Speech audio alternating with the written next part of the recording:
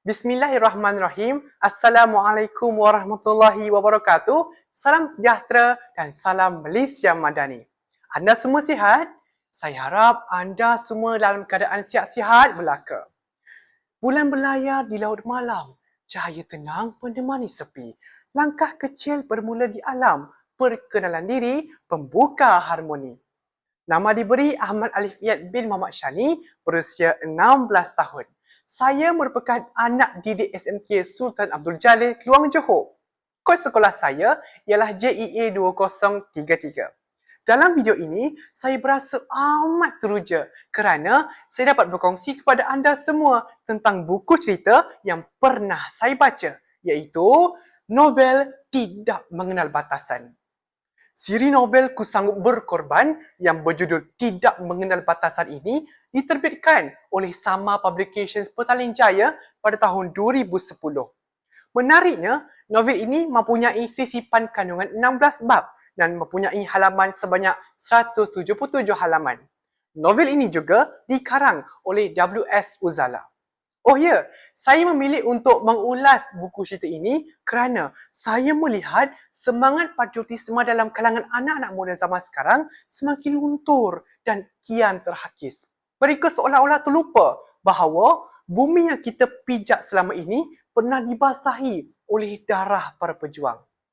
Ayo bersama-sama dengan saya kita memahami, mendalami dan menghayati kisah cerita ini dengan lebih dekat lagi.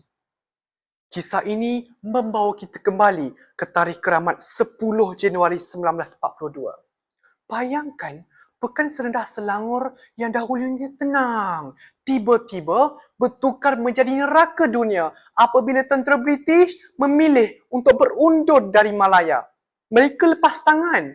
Mereka tinggalkan kita sendirian untuk menjaga kepentingan mereka dia sendiri. Kekalahan tentera Gurkha di tangan Jepun telah menjadi detik hitam apabila ramai orang Malaya yang tidak berdosa ditangkap secara zalim oleh pihak Jepun.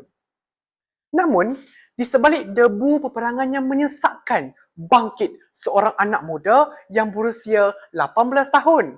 Tarmizi namanya. Dia menubuhkan kumpulan pejuang merdeka.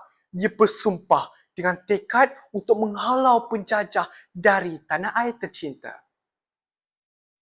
Perjuangan ini telah memaksa mereka untuk bersembunyi di tengah-tengah hutan, membina satu markas rahsia di celah-celah pohon belantara. Demi menumbangkan kuasa Jepun, Tarmizi dan rakan-rakannya bersetuju untuk bekerjasama dengan pihak komunis yang diketuai oleh Nam He. Detik yang paling menggetarkan jiwa adalah pada jam 12 malam keesokan harinya. Di bawah rintikan hujan yang sangat lebat, seluruh kumpulan pejuang merdeka bergerak sejiwa menyusup masuk ke dalam markas musuh melalui lubang bawah pagar dawai. Sementara ahlinya yang lain pergi mengawal keadaan, Tarmizi dan juga Anjun mencuba masuk tepat ke dalam bilik Lieutenant Colonel Miroshaki. Apabila kolonel itu cuba menggapai senjatanya, Anjun bertindak dengan pantas. Sebilah pisau menghujam tepat ke arah leher sang penjajah itu. Kejayaan yang besar ini membolehkan semua orang Malaya yang pernah ditawan akhirnya dapat dibebaskan daripada siksaan musuh. 3 tahun berlalu, pada 15 Ogos 1945, kabar kemenangan akhirnya dilaungkan apabila Jepun menyerah kalah. Penduduk kampung mengadakan majlis doa selamat dengan penuh syukur.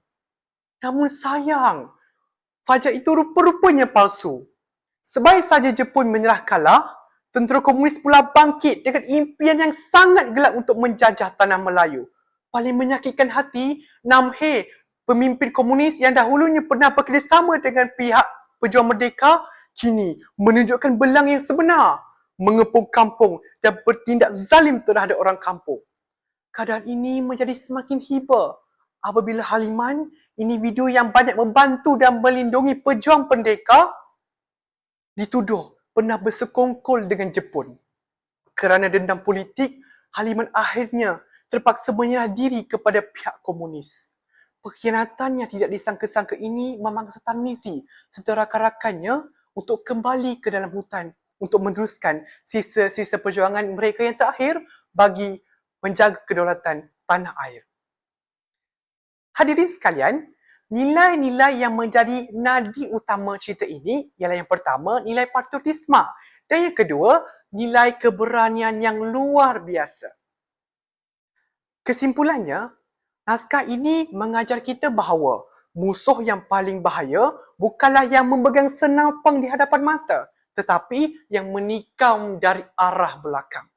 Marilah kita bersama-sama kembali semaikan jiwa patriotisme agar sejarah hitam tidak berulang kembali. Sekian, terima kasih.